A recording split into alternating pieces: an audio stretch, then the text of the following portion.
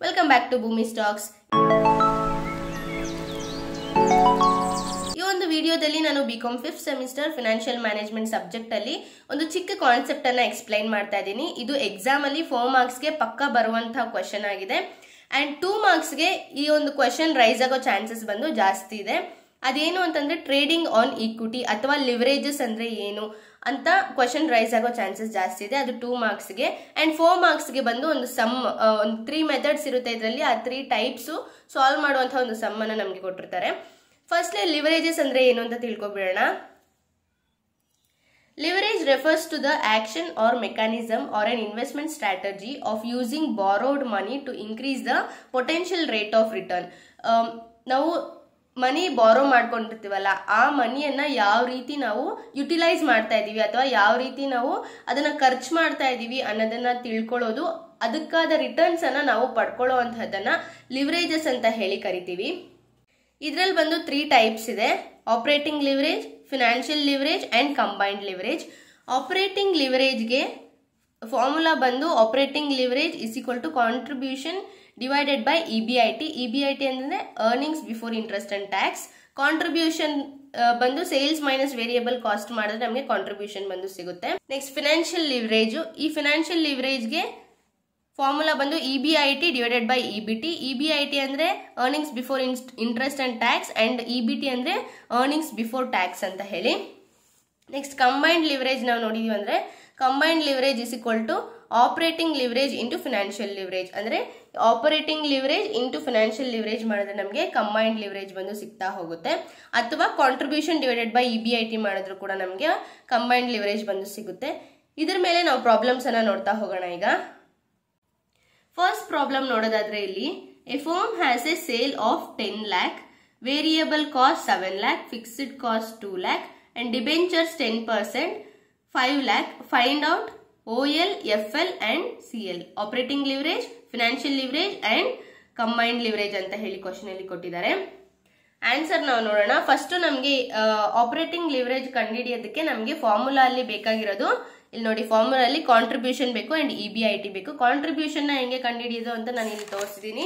ಇಲ್ಲಿ ನೋಡಿದ್ರೆ sales minus variable cost ಮಾಡಿದ್ರೆ ನಮಗೆ ಕಾಂಟ್ರಿಬ್ಯೂಷನ್ ಸಿಗುತ್ತೆ. ಸೇಲ್ಸ್ ಬಂದು 10 lakh ಕೊಟ್ಟಿದ್ದಾರೆ ಕ್ವಶನ್ ಅಲ್ಲಿ. ಆ 10 lakh ಇಲ್ಲಿ ಬರ್ಕೋತೀವಿ, ಮೈನಸ್ ವೇರಿಯಬಲ್ ಕಾಸ್ಟ್ ಮಾಡ್ತೀವಿ. ವೇರಿಯಬಲ್ ಕಾಸ್ಟ್ ಬಂದು 7 lakh ಕೊಟ್ಟಿದ್ದಾರೆ, 7 lakh ಮಾಡ್ತೀವಿ. ಅವಾಗ ಕಾಂಟ್ರಿಬ್ಯೂಷನ್ ಬಂದು 3 lakh ಬರುತ್ತೆ. ಮೈನಸ್ ಫಿಕ್ಸ್ಡ್ ಕಾಸ್ಟ್ ಮಾಡಿದ್ರೆ, ಫಿಕ್ಸ್ಡ್ ಕಾಸ್ಟ್ ಬಂದು ಕ್ವಶನ್ ಅಲ್ಲಿ ಅವರೇ ಕೊಟ್ಟಿರ್ತಾರೆ 2 lakhs ಅಂತ. 2 lakhs ಅಥವಾ ಇಲ್ಲಿ ಅಮೌಂಟ್ ಬೇರೆ ಚೇಂಜ್ ಆಗಿರುತ್ತೆ, ಬಟ್ ಕ್ವಶನ್ ಅಲ್ಲಿ ಫಿಕ್ಸ್ಡ್ ಕಾಸ್ಟ್ ನಮ್ಗೆ ಕೊಟ್ಟಿರ್ತಾರೆ. ಫಿಕ್ಸ್ಡ್ ಕಾಸ್ಟ್ ಮೈನಸ್ ಮಾಡಿದಾಗ ನಮಗೆ ಇಬಿಐಟಿ ಸಿಗುತ್ತೆ, ಅದು 1 lakh. ಅಂಡ್ ಮೈನಸ್ ಇಂಟ್ರೆಸ್ಟ್ ಬಂದು ಕ್ವಶನ್ ಅಲ್ಲಿ ಕೊಟ್ಟಿರ್ತಾರೆ, ಡಿಬೆಂಚರ್ಸ್ 10% ಅಟ್ 5 lakh ಅಂತ ಹೇಳ್ಬಿಟ್ಟು 5 lakh ಇಂಟು 10% ಮಾಡಿದ್ರೆ ನಮಗೆ ಇಂಟ್ರೆಸ್ಟ್ ಸಿಗುತ್ತೆ. ಇವೆರಡನ್ನು ಮೈನಸ್ ಮಾಡಿದ್ರೆ ಇಬಿಟಿ ನಮಗೆ ಸಿಗುತ್ತೆ, ಅದು 50,000. ಇವಾಗ ನಮಗೆ ಆಪರೇಟಿಂಗ್ ಲಿವರೇಜ್ ಕ್ಯಾಲ್ಕುಲೇಟ್ ಮಾಡೋಕೆ ಮೇನ್ ಆಗಿ ಬೇಕಿದ್ದು ಕಾಂಟ್ರಿಬ್ಯೂಷನ್ ಮತ್ತೆ ಇಬಿಐಟಿ. ಕಾಂಟ್ರಿಬ್ಯೂಷನ್ ಎಷ್ಟಿದೆ ಇಲ್ಲಿ 3 lakh ಇದೆ ಅಂಡ್ ಇಬಿಐಟಿ ಬಂದು 1 lakh ಇದೆ. ಇದು ಎರಡನ್ನು ಡಿವೈಡೆಡ್ ಬೈ ಮಾಡಿದ್ರೆ ನಮಗೆ 3 ಆನ್ಸರ್ ಬರುತ್ತೆ. ಅಂಡ್ FL ಅಂದ್ರೆ ಫಿನಾನ್ಷಿಯಲ್ ಲಿವರೇಜ್ ಕ್ಯಾಲ್ಕುಲೇಟ್ ಮಾಡೋಕೆ ನಮಗೆ ಇಬಿಐಟಿ ಬೇಕಾಗಿತ್ತು, ಅದು 1 lakh ಇದೆ ಅಂಡ್ ಇಬಿಟಿ ಬಂದು 50,000 ಇದೆ. ಇವೆರಡನ್ನು ಡಿವೈಡೆಡ್ ಬೈ ಮಾಡಿದ್ರೆ ನಮಗೆ 2 ಬರುತ್ತೆ ಆನ್ಸರ್. ಕಂಬೈನ್ಡ್ ಲಿವರೇಜ್ ಕೂಡ ಅದೇ ರೀತಿ ಇವೆರಡನ್ನು ಡಿವೈಡೆಡ್ ಬೈ ಇವೆರಡನ್ನು ಇಂಟು ಮಾಡಿದ್ರೆ ಅಂದ್ರೆ operating leverage into financial leverage answers ಬಂದಿರುತ್ತಲ್ಲ, ಇವೆರಡನ್ನು ಇಂಟು ಮಾಡಿದ್ರೆ ನಮಗೆ ಆನ್ಸರ್ ಸಿಗುತ್ತೆ. 3 2s 6 ಅಂತ ಹೇಳಿ ನಮ್ಗೆ ಆನ್ಸರ್ಸ್ ಇರುತ್ತೆ. ಇದು ಕಂಬೈನ್ಡ್ ಲಿವರೇಜ್ ಆಗಿರುತ್ತೆ. ನೆಕ್ಸ್ಟ್ ಇನ್ನೊಂದು ಕ್ವಶನ್ ನೋಡೋಣ. ಸೇಲ್ಸ್ ಬಂದು 2 lakh ಕೊಟ್ಟಿದ್ದಾರೆ, ವೇರಿಯಬಲ್ ಕಾಸ್ಟ್ ಬಂದು 70,000, ಫಿಕ್ಸ್ಡ್ ಕಾಸ್ಟ್ 65,000 ಅಂಡ್ ಇಂಟ್ರೆಸ್ಟ್ ಬಂದು 15,000 ಅಂತ ಅವರೇ ಕೊಟ್ಟಿದ್ದಾರೆ ಕ್ವಶನ್ ಅಲ್ಲಿ. ಆನ್ಸರ್ ಬಂದು ಸೇಲ್ಸ್ ಎಷ್ಟು ಕೊಟ್ಟಿದ್ದಾರೆ ನೋಡಿ, ಇಲ್ಲಿ 2 lakhs ನಮಗೆ ಸೇಲ್ಸ್ ಕೊಟ್ಟಿದ್ದಾರೆ. ಆ 2 lakh ಅನ್ನ ನಾವಿಲ್ಲಿ ಬರ್ಕೋತೀವಿ. ವೇರಿಯಬಲ್ ಕಾಸ್ಟ್ ಬಂದು 70,000 ಕೊಟ್ಟಿದ್ದಾರೆ, 70,000 ನ ಮೈನಸ್ ಮಾಡ್ಕೋತೀವಿ. ಸೇಲ್ಸ್ ಮತ್ತೆ ವೇರಿಯಬಲ್ ಕಾಸ್ಟ್ ಮೈನಸ್ ಮಾಡಿದಾಗ ನಮಗೆ ಕಾಂಟ್ರಿಬ್ಯೂಷನ್ ಸಿಗುತ್ತೆ.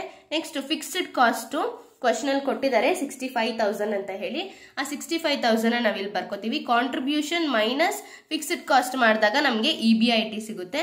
ಇಬಿಐಟಿಗೆ ಮೈನಸ್ ಇಂಟ್ರೆಸ್ಟ್ ಮಾಡಬೇಕು. ಇಂಟ್ರೆಸ್ಟ್ ಬಂದು 15,000 ಡೈರೆಕ್ಟ್ ಆಗಿ ಅವರೇ ಕೊಟ್ಟಿದ್ದಾರೆ. ಈ 15,000 ನಾವು ಮೈನಸ್ ಮಾಡಿದಾಗ ನಮಗೆ ಅಂದ್ರೆ ಇಬಿಐಟಿ ಮೈನಸ್ ಇಂಟ್ರೆಸ್ಟ್ ಮಾಡಿದಾಗ ನಮಗೆ ಇಬಿಟಿ ಸಿಗ್ತಾ ಹೋಗುತ್ತೆ. ಆಪರೇಟಿಂಗ್ ಲಿವರೇಜ್ಗೆ ನಮಗೆ ಕಾಂಟ್ರಿಬ್ಯೂಷನ್ ಎಷ್ಟು ಕೊಟ್ಟಿದ್ದಾರೆ ಅಂತಂದ್ರೆ 1,30,000 ಇದೆ ಅಂಡ್ ಇಬಿಐಟಿ ಬಂದು ನಮಗೆ 65,000 ಕೊಟ್ಟಿದ್ದಾರೆ. ಇವೆರಡನ್ನು ಡಿವೈಡೆಡ್ ಬೈ ಮಾಡಿದ್ರೆ ನಮಗೆ 2 ಆನ್ಸರ್ ಸಿಗುತ್ತೆ. ಆ್ಯಂಡ್ ಫಿನಾನ್ಷಿಯಲ್ ಲಿವರೇಜ್ಗೂ EBIT ಬಂದು 65,000 ಇದೆ ಆ್ಯಂಡ್ EBT ಬಂದು 50,000 ಇದೆ. ಇವೆರಡನ್ನು ಡಿವೈಡೆಡ್ ಬೈ ಮಾಡಿದ್ರೆ ನಮಗೆ 1.3 ಸಿಗುತ್ತೆ. ಇವೆರಡನ್ನು ಮಲ್ಟಿಪ್ಲೈ ಮಾಡಿದ್ರೆ ನಮಗೆ ಕಂಬೈನ್ಡ್ ಲಿವರೇಜ್ ಬಂದು ಸಿಗ್ತಾ ಹೋಗುತ್ತೆ. ನೆಕ್ಸ್ಟ್ ಈ ಕ್ವಶನ್ ನೋಡಿ, ಸ್ವಲ್ಪ ಡಿಫ್ರೆಂಟ್ ಆಗಿದೆ ಏನು ಈ ಕ್ವಶನ್ ಅಂತ. If EAT of the company is 12 lakh, tax percentage is 30%, interest on debenture is 3 lakh, calculate the EBIT. ಇಲ್ಲಿ ನಾವು EBIT ನ ಕ್ಯಾಲ್ಕುಲೇಟ್ ಮಾಡಿ ಅಂತ ಹೇಳಿದ್ದಾರೆ. ಇದಕ್ಕೆ ಯಾವ ರೀತಿ ನಾವು ಮಾಡಬೇಕು ಅಂತ ನೋಡೋಣ. ಫಸ್ಟ್ ನಾವು ಇಲ್ಲಿ ಎಲ್ಲದನ್ನು ಆ್ಯಡ್ ಮಾಡ್ಕೊಂಡು ಹೋಗ್ಬೇಕಾಗುತ್ತೆ. ಬಿಕಾಸ್ ನಮಗೆ ಫಸ್ಟಲ್ಲೇ ಅವರು ಅರ್ನಿಂಗ್ಸ್ ಆಫ್ಟರ್ ಟ್ಯಾಕ್ಸ್ ಬಂದು ಕೊಟ್ಟಿದ್ದಾರೆ. ಅರ್ನಿಂಗ್ಸ್ ಆಫ್ಟರ್ ಟ್ಯಾಕ್ಸ್ ಕೊಟ್ಟಿದ್ದಾಗ ನಾವು ಫಸ್ಟ್ ಟ್ಯಾಕ್ಸ್ ಅನ್ನ ಆ್ಯಡ್ ಮಾಡಬೇಕು. ಅದಾದ್ಮೇಲೆ ನಮಗೆ ಅರ್ನಿಂಗ್ಸ್ ಬಿಫೋರ್ ಟ್ಯಾಕ್ಸ್ ಬಂದು ಸಿಗ್ತಾ ಹೋಗುತ್ತೆ. ಅದಾದ್ಮೇಲೆ ಇಂಟ್ರೆಸ್ಟ್ ನ ಆ್ಯಡ್ ಮಾಡಬೇಕು. ಅದಾದ್ಮೇಲೆ EBIT ಬರುತ್ತೆ, ಅಂದ್ರೆ earnings before interest and tax ಬಂದು ನಮಗೆ ಸಿಗ್ತಾ ಹೋಗುತ್ತೆ. EAT ಬಂದು ಕ್ವಶನ್ ಅಲ್ಲಿ 12 lakh ಕೊಟ್ಟಿದ್ದಾರೆ. ಅದಕ್ಕೆ ಟ್ಯಾಕ್ಸ್ ಅನ್ನ ಆ್ಯಡ್ ಮಾಡಬೇಕು. ಎಷ್ಟು? 12 lakh ಇಂಟು 30% ಟ್ಯಾಕ್ಸ್ ಅನ್ನ ನಾವು ಆ್ಯಡ್ ಮಾಡಬೇಕು. ಅದು 3,60,000 ಆಗುತ್ತೆ. EAT ಮೈನಸ್ ಟ್ಯಾಕ್ಸ್ ಮಾಡಿದಾಗ ನಮಗೆ 15,60,000 ನಮಗೆ ಸಿಗ್ತಾ ಹೋಗುತ್ತೆ. ಪ್ಲಸ್ ಇಂಟ್ರೆಸ್ಟ್ ಮಾಡ್ತೀವಿ 2 lakh ಇಂಟ್ರೆಸ್ಟ್ ಪ್ಲಸ್ ಮಾಡಿದಾಗ EBIT ಬಂದು 17,60,000 ಬಂದು ನಮಗೆ ಸಿಗ್ತಾ ಹೋಗುತ್ತೆ. ಈ ತರ ಕ್ವಶನ್ ಬಂದು 2 marksಗೆ ಕೊಡುವಂತ ಚಾನ್ಸಸ್ ಜಾಸ್ತಿ ಇದೆ. ಸ್ವಲ್ಪ ಕಣ್ಣಾಡಿಸ್ಕೊಳ್ಳಿ ಅಷ್ಟೇ. ಮೇ ಬಿ ಕೊಟ್ಟರು ಕೊಡ್ಬೋದು, ಇಲ್ಲ ಅಂದ್ರೆ ಇಲ್ಲ. ಬಟ್ ಈ ರೀತಿಯಾದ ಒಂದು ಕ್ವಶನ್ ಬಂದು 4 marksಗೆ ಪಕ್ಕ ಒಂದು ಕ್ವಶನ್ ಕೊಟ್ಟಿರ್ತಾರೆ ಅಂತ ನಾನು ಹೇಳ್ತೀನಿ. ಬಿಕಾಸ್ ಎಲ್ಲಾ ಕ್ವಶನ್ ಪೇಪರ್ಸ್ ಅಲ್ಲೂ ಇದೆ. ಬಿಫೋರ್ 5 years ಕ್ವಶನ್ ಪೇಪರ್ಸ್ ತಗೊಂಡ್ರೆ ನಾವು ಎಲ್ಲಾ ಕ್ವಶನ್ ಪೇಪರ್ ಅಲ್ಲೂ 4 marksಗೆ ಒಂದು ಕ್ವಶನ್ ಕಂಪಲ್ಸರಿಯಾಗಿ ಇದು ಇದೆ. ಅದರಿಂದ ಇದ್ರ ಮೇಲೆ ಜಾಸ್ತಿ ಕಾನ್ಸಂಟ್ರೇಟ್ ಮಾಡಿದ್ದೀನಿ. ಅಂಡ್ ನನ್ನ ಪ್ರೀವಿಯಸ್ ವಿಡಿಯೋದಲ್ಲಿ ನಾನು 12 marks ಒಂದು ಸಮ್ ಬಂದು ಸಾಲ್ವ್ ಮಾಡಿದ್ದೀನಿ. ಲಾಸ್ಟ್ ಅಲ್ಲಿ ಅಂತ ಸಮ್ಗಳು ಕೂಡ ನಿಮಗೆ ಕೊಡುವಂತ ಸಾಧ್ಯತೆಗಳು ಜಾಸ್ತಿ ಇದೆ. ಇನ್ನೂ ಎಕ್ಸ್ಟ್ರಾ ಸಮ್ಸ್ ಏನಾದರೂ ನಿಮಗೆ ಬೇಕಿದ್ರೆ, ಅಂದ್ರೆ 12 marks ಮಾಡಿದ್ದೀನಲ್ಲ ಪ್ರೀವಿಯಸ್ ವಿಡಿಯೋದಲ್ಲಿ, ಆ ರೀತಿಯಾದ ಸಮ್ಸ್ ಏನಾದರೂ ನಿಮಗೆ ಇನ್ನೂ ಜಾಸ್ತಿ ಎಕ್ಸಾಂಪಲ್ಸ್ ಬೇಕಾಗಿದ್ರೆ ಕಮೆಂಟ್ ಸೆಕ್ಷನ್ ಅಲ್ಲಿ ಒಂದು ಕಮೆಂಟ್ ಹಾಕಿ ನಾನು ಖಂಡಿತ ಮಾಡ್ತೀನಿ. Thank you so much for watching this video. If you like the video, please do like, comment, share, and don't forget to subscribe my channel. Please ನನ್ನ ಚಾನಲ್ ನ subscribe ಮಾಡ್ಕೊಳ್ಳಿ.